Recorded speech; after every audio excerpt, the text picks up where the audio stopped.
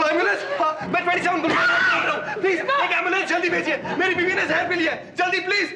मुझे तो यही पता नहीं चलता कि मैं ड्राइवर हूँ या इस घर में रखा हुआ कोई थूकदान है कि जब भी मालिकों के जी में आया आके थूक दिया। मुझे तो लगता है कि हमारा अच्छा वक्त शुरू हो चुका है।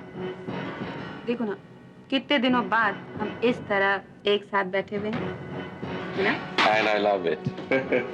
वाह वाह वाह वाह, जिंदगी जल बुनकर खाक हो गई और तुम दोनों यहाँ बैठकर प्रेम धुन बजा रहे हो। तुम बेशक मल्होत्रा इंडस्ट्री ज्वाइन कर लो, लेकिन मेधा अपना ख्याल रखना। जो भी कदम लोगी सोच समझ कर लेना। पूजा, वो पब्लिक हॉस्पिटल ले गए। क्या? हाँ, मेरे ख्याल से उसने आत्महत्या करने की कोशिश की। जब पत्नी के सारे फर्ज तुम्हारी शीला निभा रही है ना, तो हाथ भी तुम उस पर उठाना। हाथ उठाने का हक मैं तुमसे छीन चुकी हूँ।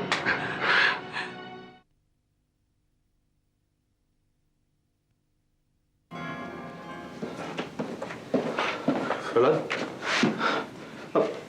अब अपनी कैसी है प्रहलाद? कुछ नहीं कहा जा सकता अभी तक ऋषभ, कोशिश कर रहे हैं डॉक्टर। देखो प्रहलाद, हमारी बबली को कुछ नहीं होगा। अरे कुछ नहीं होगा उसे, मैं उसे कुछ होने नहीं दूंगा, वो ठीक हो जाएगी। देखो अब वो अपनी मनमानी नहीं कर सकती, पता नहीं क्या समझती है अपने आप को। ऋषभ, उसने ऐसा किया क्यों?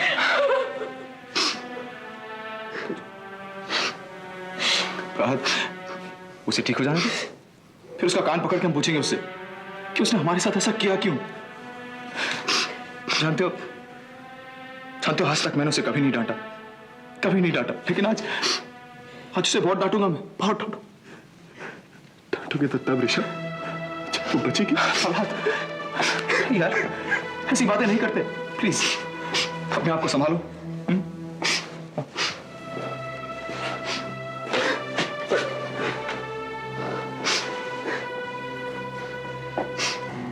Hello mister Rishabh, miss Babli AC ICU में है। हाँ, लेकिन आप यहाँ? डॉक्टर का फोन आया था, it's a suicide case. Babli मेरी दोस्त है, मेरी बहुत अच्छी दोस्त है, बल्कि आप तो यूं समझिए कि मेरे खानदान के एक सदस्य है। प्लीज। लेकिन उसका स्टेटमेंट तो हमें लेना ही पड़ेगा। खैर, नो प्रॉब्लम, जैसे उनको होश आ जाएगा मैं फिर आ जाऊंगा। Thank you so much.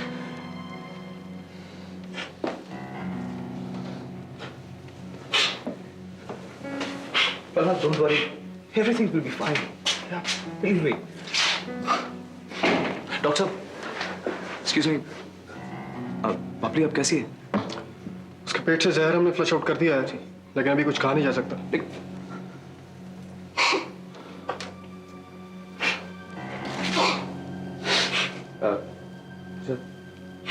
तुम इसके साथ बैठो, उसे संभालो, मैं नानी माँ को फोन करके आता हूँ। जी।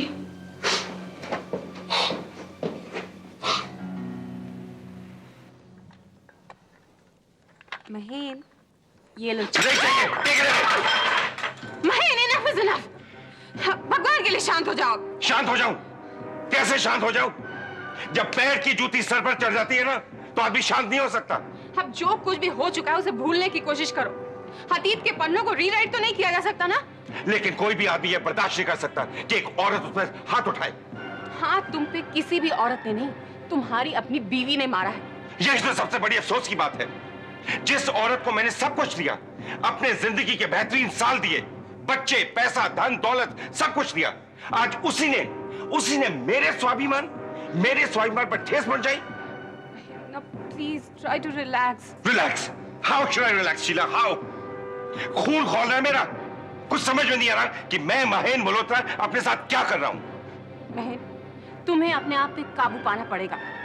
यही वो हालात है जिनकी वजह से इंसान भटक जाता है, बिखर जाता है, बहक जाता है। नसीहत देना बहुत आसान है शीला।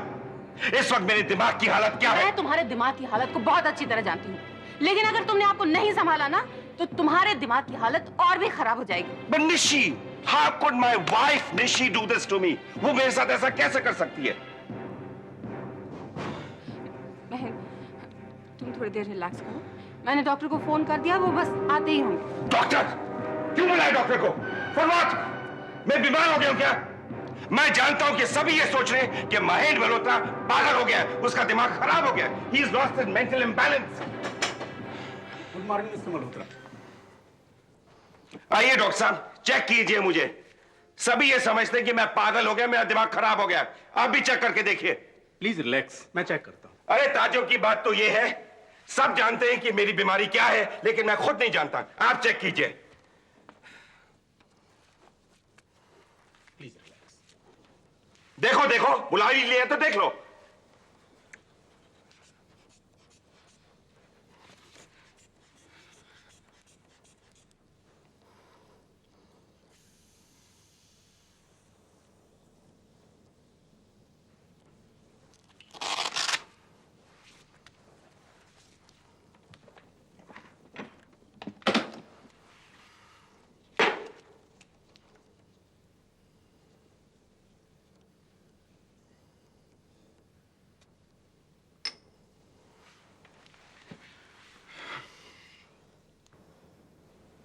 इनका बीपी बहुत हाई है। मैंने इंजेक्शन दे दिया है, लेकिन अब बहुत एहतियात बरतने की जरूरत है। अब एहतियात यानी प्रिकॉशन? हाँ, प्रिकॉशन। इन्हें आराम की सख्त जरूरत है। टेंशन बिल्कुल नहीं होना चाहिए, और मामूली सा भी शॉक इन्हें भारी नुकसान पहुंचा सकता है। किस किस्म का नुकसान? होने को तो कुछ भी हो सकता है, लेकिन सबसे ज्यादा खतरा इनके मानसिक संतुलन यानी मेंटल बैलेंस बिगड़ जाने का है।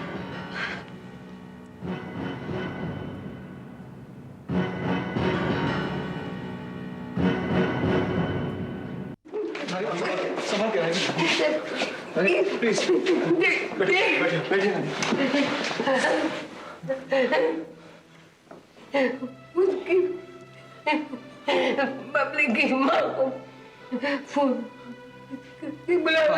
जी नानी। जी नानी, मैं जाता हूँ। मेरी बबली, प्लीज रिलैक्स। ये दवाई हम दवाई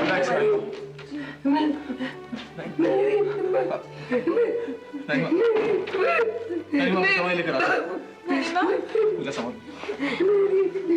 मेरी माँ देखो, उसकी माँ, नानी माँ, उसकी माँ को नहीं, तो वो नहीं, मैं नानी माँ नहीं बर्दाश्त कर सकती। मैं आगे भाई, दो चाय ला।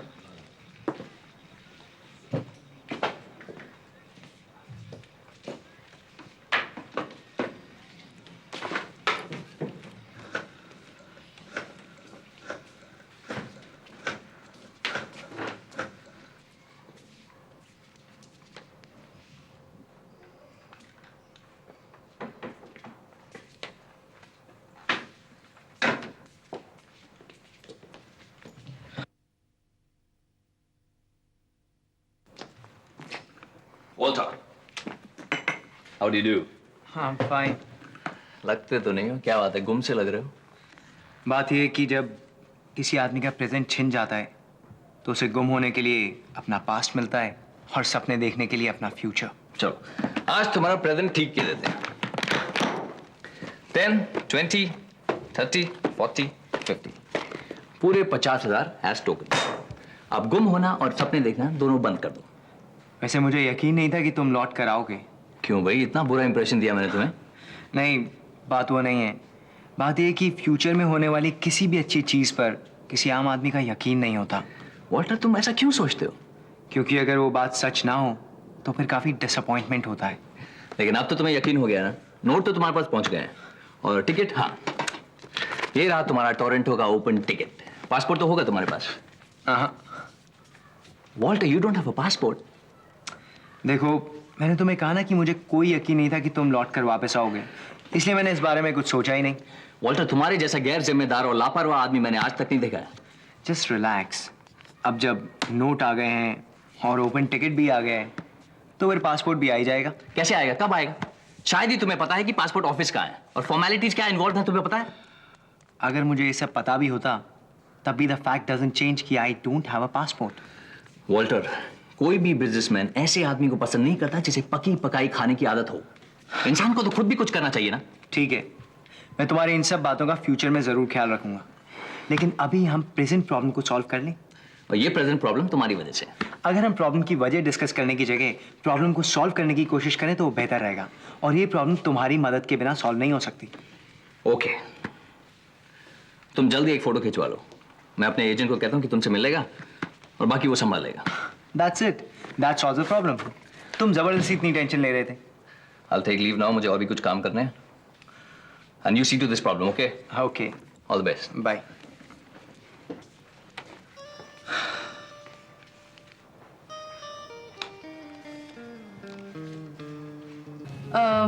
I'll have an omelette and 2 toasts without butter. Yes madam.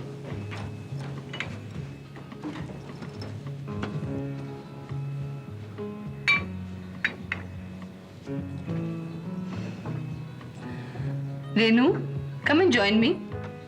Why should I? Because I'm requesting you. तुझे मेरे टोन में रिक्वेस्ट नहीं दिख रहा? अच्छा, चलो, I'll join you. May I? As you wish. बाप रे, तू अभी भी मुझसे नाराज है? कुछ खाओगी पियोगी नहीं? देखो ऋषि, हमारा रिश्ता अब ऐसा नहीं रहा कि हम खाने पीने की बातें करें। देख रेनू, तू मुझे अच्छी तरह जानती है और मैं तुझे। हम दोनों के ईगो इतने बड़े हैं ना कि हम दोनों एक दूसरे से माफी नहीं मांगेंगे। ऐसा नहीं हो सकता कि हम उस हादसे को पूरी तरह भूल जाएं। तू भुला सकती है क्योंकि तूने मुझे जख्म दिया है। मैं नहीं भुला सकती क्योंकि मैंने जख्म खाया है, मैं हर्ट हुई हूँ। अच्छा बाबा, मैं मानती हूँ कि मैंने तेरे साथ ज्यादती की है, लेकिन ज्यादती भी इंसान उसी के साथ करता है जिसके ऊपर अपना कोई हक होता है, कोई अपनापन होता है। निशी, मैं कोई छोटी सी बच्ची नहीं हूँ जो तू मुझे ऐसे बहका रही है। रेनू, तू बच्ची नहीं है, लेकिन तू सब कुछ नहीं समझती। तू ये नहीं जानती कि मेरी जिंदगी किस दौर से गुजर रही है। मेरी जिंदगी का हर फूल कांटा बन गया है, हर सुख दुख बन गया है।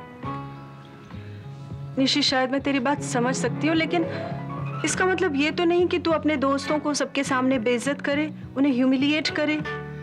अच्छा बाबा, मैं माफी मांग रही हूँ। तुझे मेरी नजरों में पछतावा नजर नहीं आ रहा?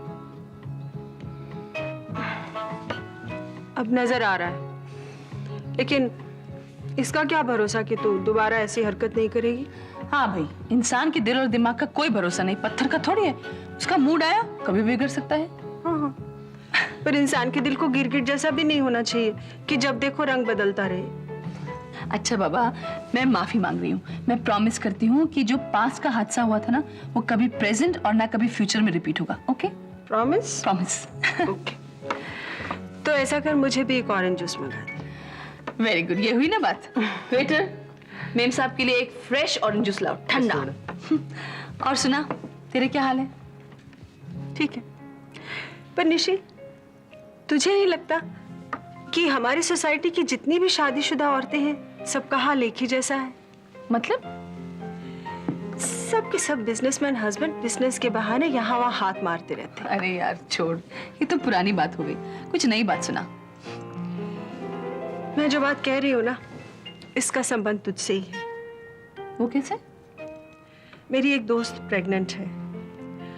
वो अपने गायनेकोलॉजिस्ट के पास गई थी। जानती हो उसे वहां कौन मिला? कौन मिला? देविका।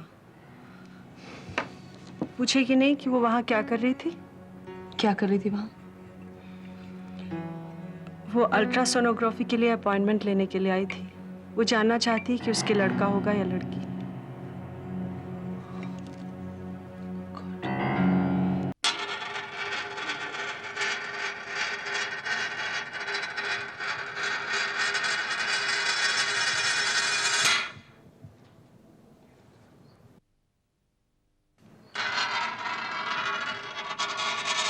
करण?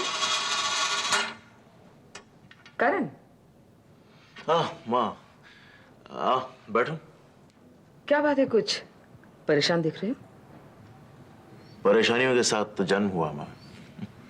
अब क्या हुआ बेटा? कुछ खास हुआ नहीं है, लेकिन होने वाला है। क्या होने वाला है? आपके इस बेटे को केशव मल्होत्रा और राव के कत्ल में फांसी होने वाली है। क्या बोल रहे हो तुम? ऋषभ मल्होत्रा ने मेरे खिलाफ कंप्लेंट लिखवाई है पुलिस में। पुलिस ने यहां आकर मुझे पुलिस स्टेशन में बुलाकर करीब 1500 सवाल पूछे होंगे और कोई है जो मेरे खिलाफ एक मौत का जाल बुन रहा है। एक बात है बेटा, जब राव की मौत हुई थी तुम इसी शहर में थे और तुम्ही ने तो मुझे फोन करके खबर दी थी। क्या कहना चाहती हो? जो लोग तुम्हें सुधाकर राव की मौत का जिम्मेदार समझते हैं, मैं उन्हें समझना चाहती हूं। क्या वो सही है या गलत?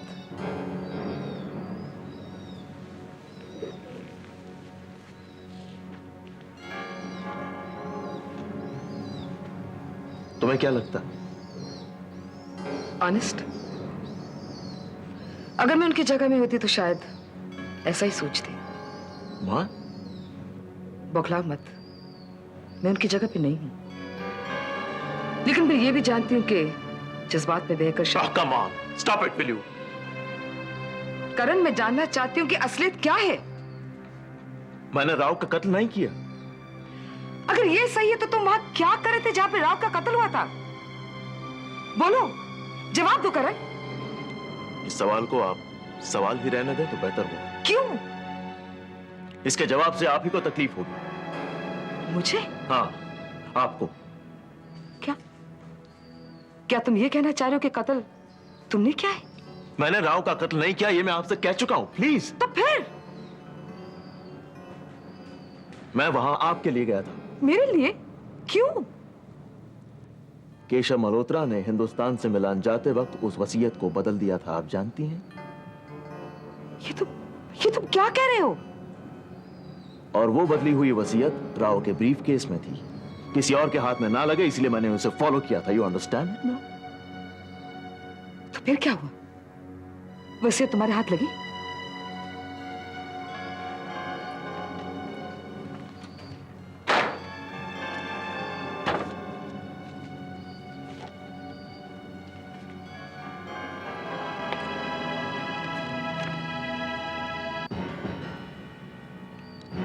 Oh my God! Silver state, Svetlana के नाम? अब बैठ जाइए प्लीज। सॉरी डॉक्टर साहब।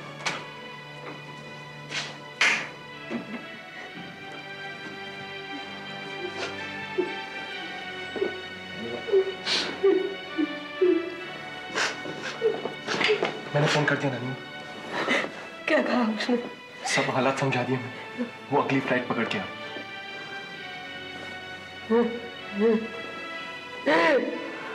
12 घंटे हो गए। मेरी बबली को अभी तक होश नहीं है। नानीमा, कंट्रोल योरसेल्फ नानीमा। धीरज रखिए, ऐसी चीजों में वक्त लग जाता है। सब ठीक हो जाएगा नानीमा। आप लोगों में से प्रहलाद कौन है? मैं हूँ डॉक्टर साहब। आप आइए मेरे साथ।